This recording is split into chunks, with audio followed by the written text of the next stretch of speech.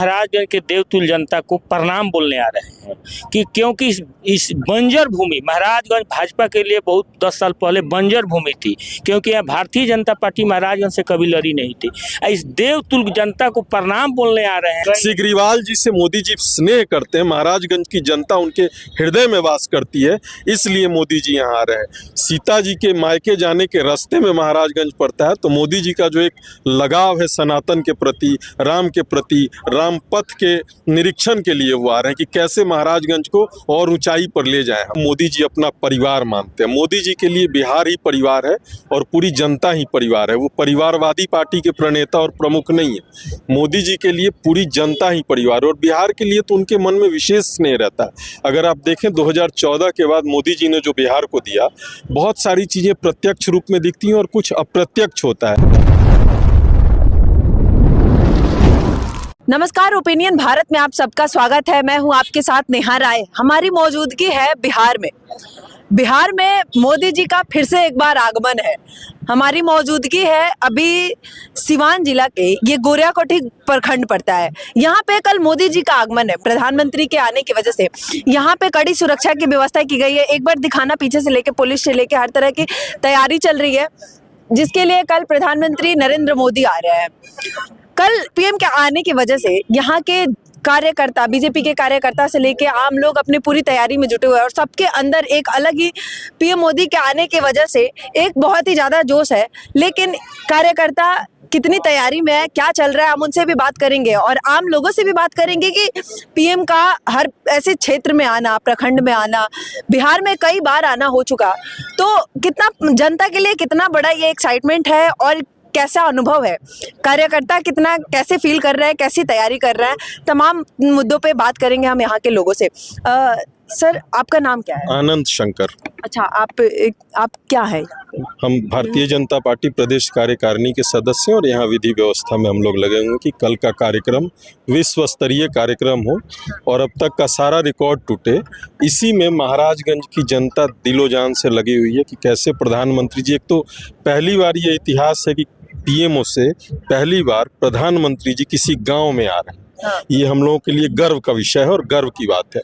तो उस गर्व को और कैसे हम लोग मल्टीफोल्ड और आगे बढ़ाएं, इसके लिए हम लोग दिन रात मेहनत कर रहे हैं कि कैसे यहाँ गांव-गांव से, सुदूर से महिलाएं आए, नवयुवक आए, वृद्ध बुजुर्ग लोग आए, और इस कार्यक्रम में कम से कम हम उम्मीद कर रहे हैं कि 25 से 30 लाख लोगों का हुजूम आएगा। कैसा तैयारी कैसा चल रहा है? पीएम आ रहे हैं हमारे ऐसे का, हम लोग इसको उत्साह और उत्सव के तौर पे मना रहे हैं। हम लोगों को लग रहा है जैसे कोई बहुत बड़ा त्योहार आने वाला है। डेफिनेटली हमारे पीएम भी कई बार कह चुके कि ये लोकसभा का चुनाव एक हमारे लिए बहुत बड़ा महापर्व होता है और इसको वैसे ही उत्साह के साथ मनाना चाहिए और उतना ही एक्साइटमेंट के साथ इसकी तैयारी भी करनी चाहिए। लेकिन जब पीएम आ रहे हैं हमारे क्षेत्र में, तो कैसी तैयारी चल रही है? देखिए, ये विश्व के सबसे पावरफुल, सबसे प्रमुख और सबसे लोकप्रिय व्यक्ति का आगमन हो रहा है हम लोगों के देश में, जो इस देश के प्रधान सेवक भी हैं।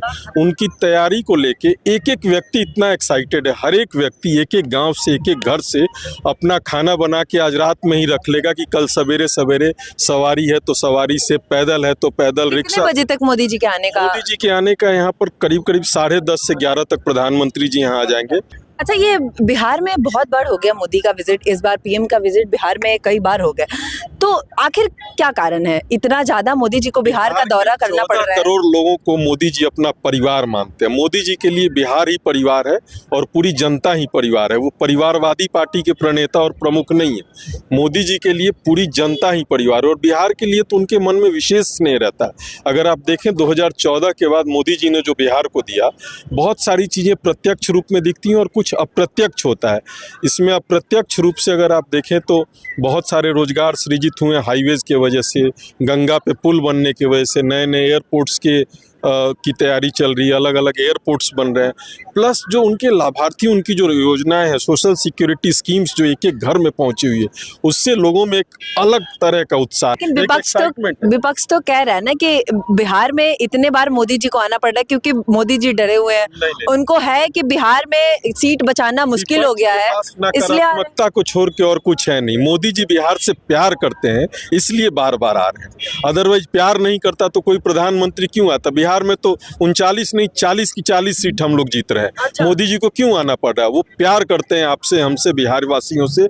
14 करोड़ लोग उनके हृदय में बसते हैं, इसलिए मोदी जी बार बार आ रहे हैं। और महाराजगंज को इसलिए भी चुना कि पहली बार किसी गांव में मोदी जी आ रहे हैं।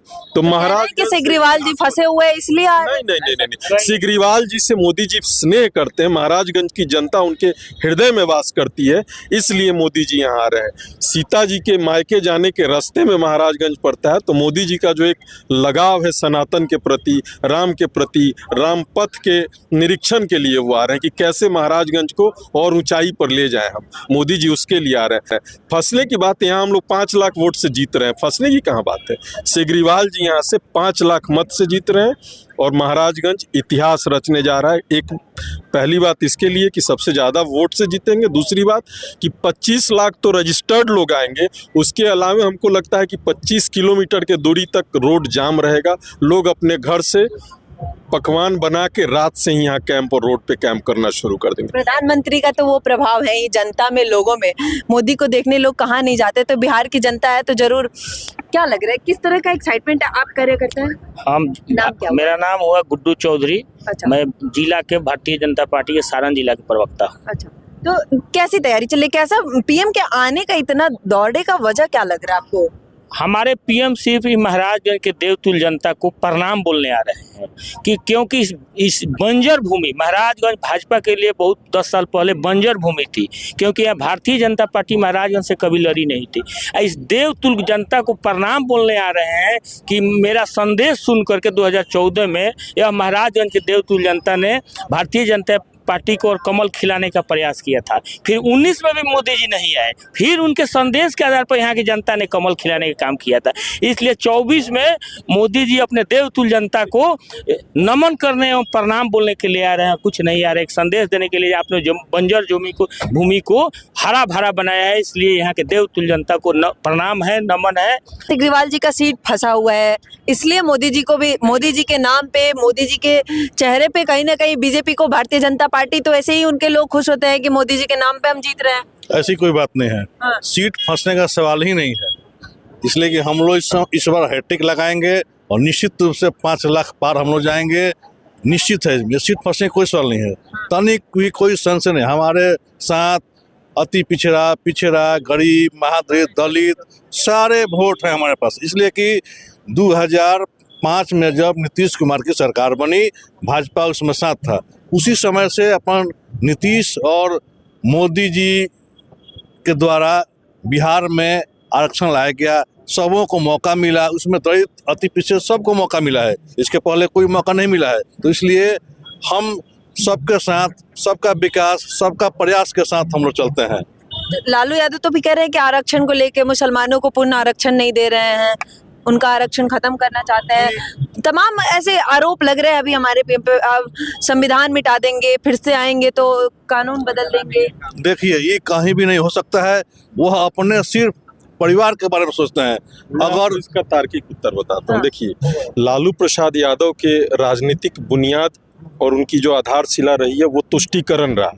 अब आप बताइए, हम लोग यहाँ 10 आदमी खड़े हैं, 100 रुपया है, और उसी में अगर 100 रुपये में 10 लोगों को बांटना है तो 10-10 रुपये हिस्से आएगा।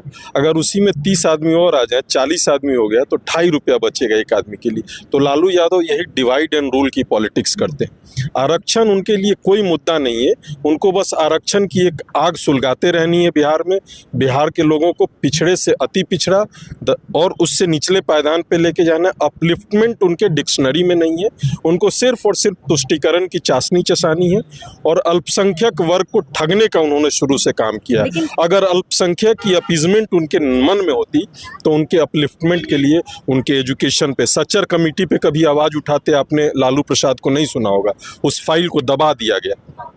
मुस्लिम पर्सनल लॉ बोर्ड के लिए संविधान बदलना उनके दल को आता है, जो यहाँ से प्रत्याशी लड़ रहे हैं। उनके प्रणेता राजीव गांधी ने सच्चर कमेटी को दबवा दिया।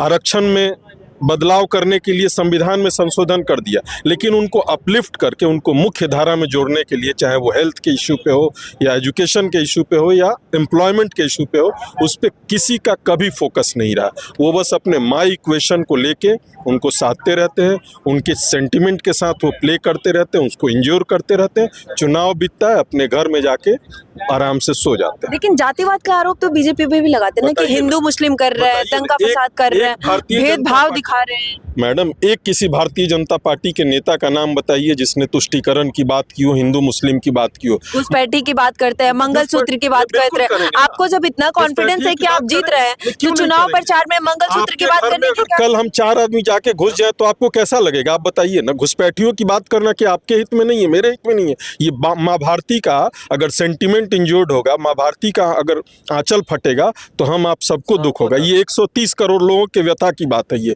प्रधानमंत्री जी अगर कोई भी स्कीम चला रहे हैं तो उस स्कीम में आधार कार्ड देख के आप सड़क पे नहीं चल रही हैं। राशन लेने के लिए कोई आधार कार्ड दिखा के नहीं जा रहा कि मुसलमान है तो नहीं जाएगा।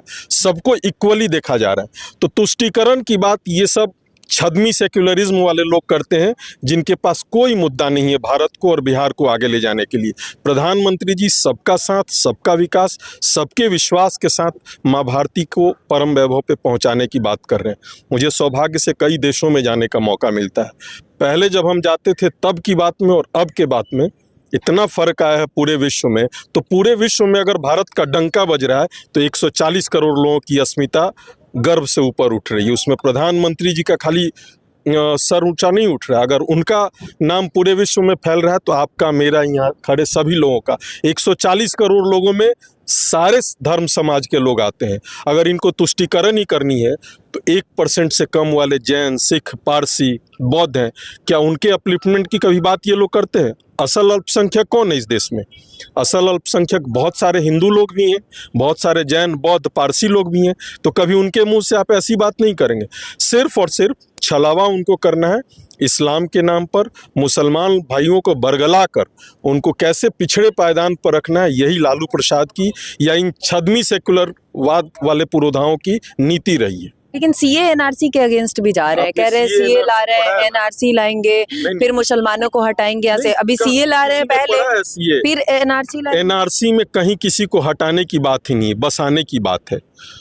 धर्म के नाम पर जब कांग्रेसियों ने इस देश का बंटवारा किया तो एक अफगानिस्तान बना बहुत पहले, उसके बाद पाकिस्तान बना और पाकिस्तान से अलग होके उनके आंतरिक कलह की वजह से बांग्लादेश बना। अब बांग्लादेश में जब पाकिस्तान आज़ाद हुआ, यहाँ से भारत से अलग गया, तो वहाँ पे करीब 33-34% हिंदू थे। आज वहाँ कितने प्रतिशत हिंदू हैं?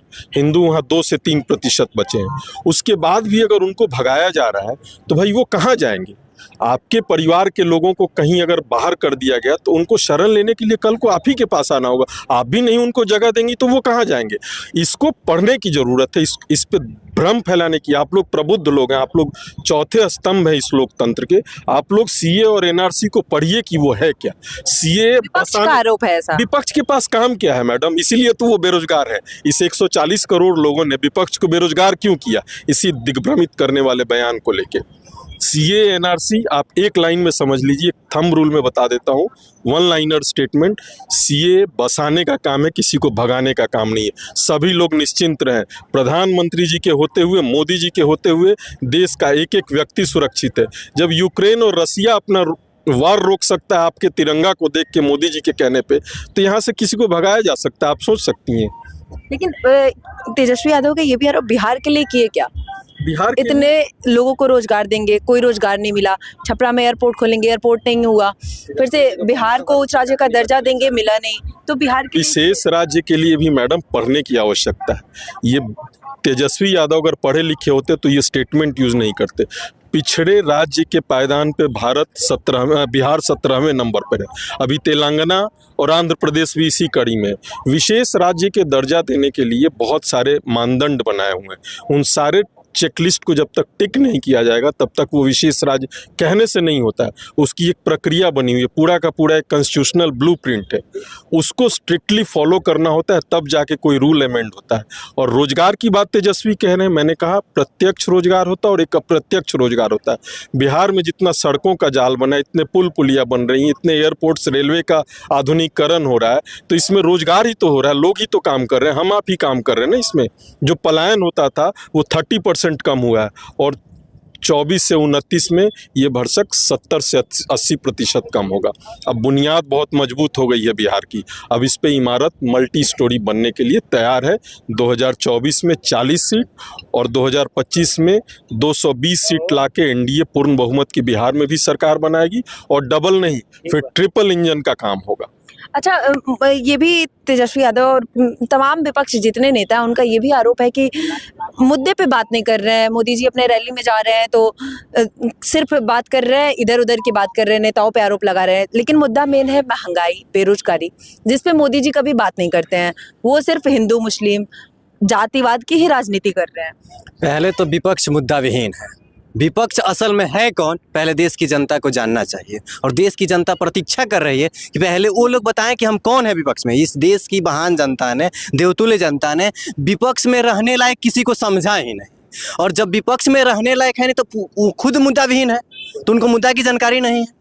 जहां पूरे भारत की विश्व में डंका बज रही है और आप कह रहे हैं कि मुद्दा की बात नहीं कर रहे हैं। मोदी जी के कारण रसिया यूक्रेन युद्ध हुआ, अभी बता रहे आनंद शंकर जी ने, उन्होंने जो बात कहा, कई देश के लोगों ने भारत का झंडा लेकर अपने को सुरक्षित स्वदेश लाने का काम किया। ये क्या मुद्दा नहीं था? विपक्ष को अभी चश्मा दूसरा लगाने की जरूरत है। उनका जो देखने की क्षमता है ना, वो कम हो चुकी है, हमें तो लगता है खत्म हो चुकी है, क्योंकि वो खुद मुद्दा से हट गए हैं। उनके पास अपने बेटा बेटी पत्नी इन सारी चीज़ों को ही मुद्दा बनाकर वो चाह रहे हैं सत्ता में आने के लिए। देश की मोदी जी 400 पार का नारा लगा रहे हैं, क्या लगता है? मोदी जी का नारा नहीं है, देश की महान जनता का नारा है, देवतुल्य कार्यकर्ताओं का नारा है, एक एक आम आवाम, युवा, नौजवान, किसान का नारा है 400 पार। लगता है 400 पार? बिल्कुल लगता है। क्या देश की जनता का मूड है, देश की जनता ने बना चुका है कि 400 पार अब की बार मोदी सरकार। छठे चरण में 400 पार हो गया। हाँ। इसके पास एक भी सांसद नहीं है, वो रोजगार दे रहा है और सरकार बनाने का दावा पेश कर रहा है, अगली बार हम 15 अगस्त को रोजगार देंगे 10 लाख। ये क्या है? जनता को मूर्ख नहीं बना रहे लोग। जनता ने उनको बैठा दिया है कि आप लोग भाईवाद, परिवारवाद, भतीजावाद में अधुराए हैं, आप लोग न्यूट्रल होइए। मोदी जी पे ऐसे आरोप भी लगे कि परिवार, उनके पास खुद परिवार नहीं है तो वो परिवार, ऐसे भी हमारे पीएम पे बात है। मोदी जी के 7 भाई हैं, पूरे परिवार उनका आज भी आम जनता के तरह अपना जीवन यापन कर रहा है। उनके मन में नहीं है कि अपने परिवार के लोगों को देश के ऊंचाई पर ले जाकर उनको खड़ा कर दें। मैम, लालू यादव में परिवारवाद है और यहाँ के निजी विधायक देवस्कांत सिंह, उनके पिताजी विधायक रहे हैं, उनके लड़के विधायक हैं, क्या ये परिवारवाद नहीं है? तो वो भी तो कह रहे हैं राजनाथ सिंह के बेटे हैं। राजनाथ सिंह के बेटे और उनके बेटे, क्या वो परिवारवाद नहीं है? बताइए, वो परिवारवाद है या नहीं? कह रहे हैं कि अगर भारतीय बता रहा हूं मैं ना, अगर भारतीय जनता पार्टी में किसी नेता के बेटे अगर सत्ता में आए तो बड़ी संघर्ष किए हैं, धूप पानी छांव सभी का अनुभव लिए, खेत खलियान में गए, सोने का चम्मच लेके नहीं पैदा किए हैं और संघर्ष करके सत्ता में आए। इसलिए भारतीय जनता पार्टी पर दूर दूर तक किसी तरह के परिवारवाद का आरोप नहीं लग सकता है। भारतीय जनता पार्टी में किसी भी सांसद, विधायक, मिनिस्टर के लड़के अगर परिवारवाद का मैं आपको एक तरीके से बताता हूँ। देखिए, परिवारवाद क्या होता है? परिवारवाद ये होता है कि आप मुख्यमंत्री हैं, आपका बेटा ही अगला मुख्यमंत्री होगा, या आप पार्टी के अध्यक्ष हैं तो आपका बेटा ही अध्यक्ष होगा, जहाँ पे उनकी परिवारवादी सोच है। आपके अंदर अगर टैलेंट है, आप अगर मीडिया से हैं तो आपका बच्चा, सुनिए सुनिए सुनिए सुनिए, अरे भाषण देने के लिए कहीं और जाइए आप। नाम क्या आपका? जी, मेरा राजकुमार नाम है। कहाँ से हैं आप? हम यही निजी हैं, यहाँ के निजी। आप आम जनता है? बिल्कुल आम जनता, हम कोई नेता नहीं है। हाँ। हम तो क्या आपके लिए मुद्दा क्या, आपको क्या लगता है? मुझे मुद्दा है सारे युवाओं के लिए रोजगार, हाँ। नौकरी। हिंदू मुस्लिम किसी भी कीमत पर वो बर्दाश्त नहीं है। हाँ। रोजगार चाहिए। कौन कर रहे हैं हमारे, और जो कर रहे हैं आपको नहीं पता है। मैं आपको क्या लग रहा है?